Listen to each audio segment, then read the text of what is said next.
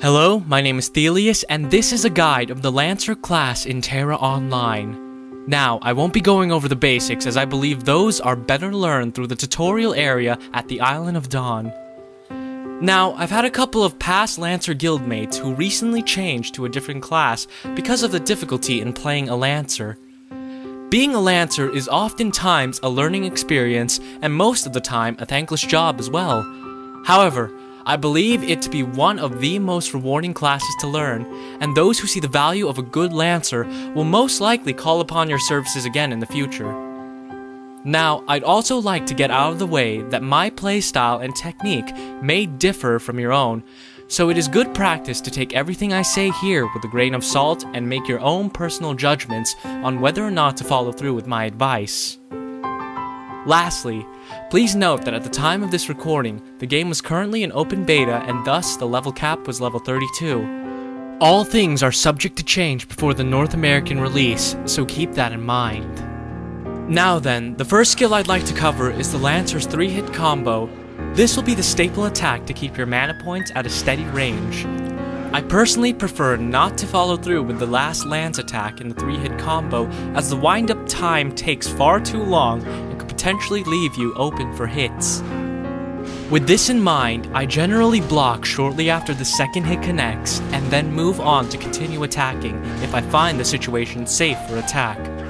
Take note that for groups of monsters it becomes significantly harder to pull off and you run the risk of a knockdown if you're careless.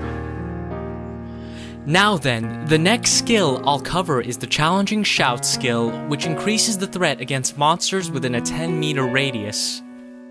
Now, it's good to learn and gauge the maximum distance this shout can cover, as it could mean a difference in a sharp firefight within a dungeon.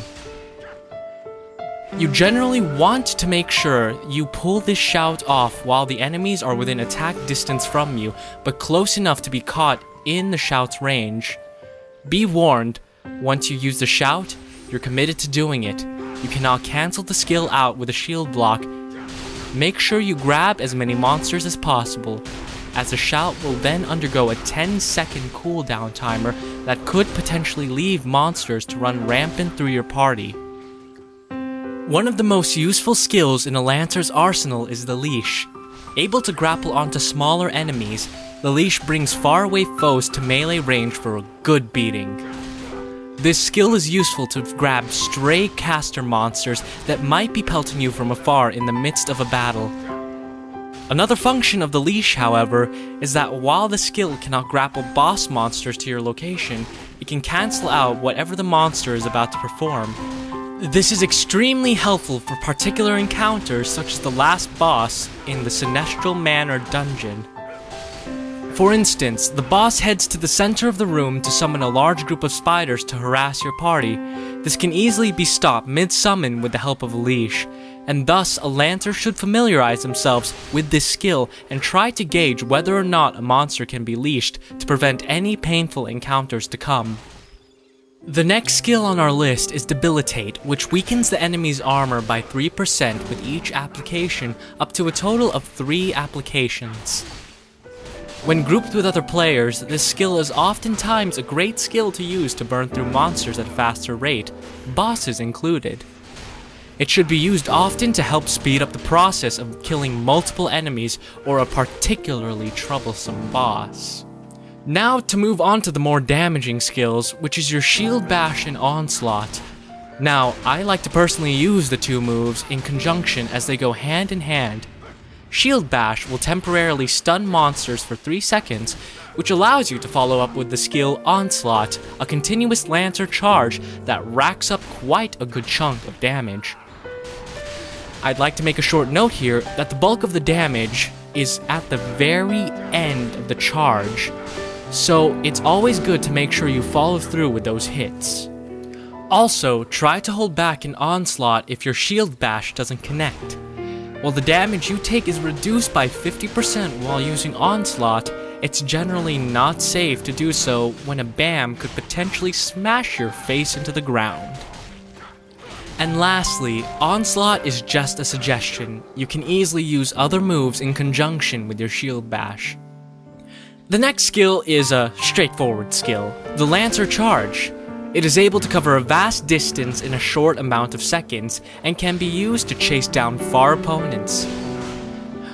It's generally not a good idea to open up with the move in a group of monsters, as it leaves you susceptible to attacks on all sides if you're not careful.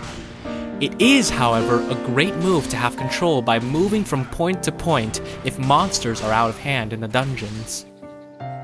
Next skills are your mana point eaters, which are your shield wallop and spring attack. These two are best used in conjunction with each other, as they're quick and deadly in combat when linked up, and dole out a good chunk of damage for the Lancer. To top it all off, the shield wallop also has a chance to stun the enemy, leaving them open for free reign with your party members. The downside, of course, is that continuous use will eat away at your mana, leaving you in a particularly troublesome spot. So be sure to use it sparingly and only when you have a surplus of mana. Winding down to our last few skills, we have the Riposte skill, which is only usable after a successful block. This skill is extremely useful for attacking when cornered by a large group of monsters, in which letting your guard down could mean a world of hurt. The attack momentarily drops your guard, but damage is reduced by 50%. When glyphed for threat generation, this skill is great for maintaining aggro on a large group of monsters, in which you can no longer use your challenging shout without running the risk of a large knockdown or beating. When finished using the skill, you should immediately raise your guard and wait for the cooldown to wear off to apply it once more. The last two skills that I'll be covering are support skills for the Lancer.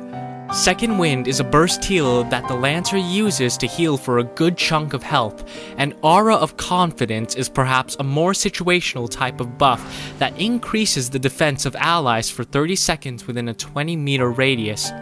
However, the effect vanishes if you are knocked down. Now, the last topic I'd like to cover before wrapping this up is mana management. Oftentimes, Lancers will burn through mana rapidly, leaving them with little to no mana to even block an oncoming monster's attack.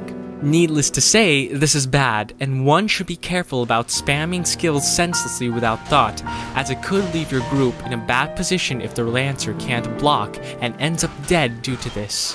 I hope you enjoyed this guide and perhaps got something out of it as well. If you have any feedback or input, leave a comment in the comment section or message me on YouTube.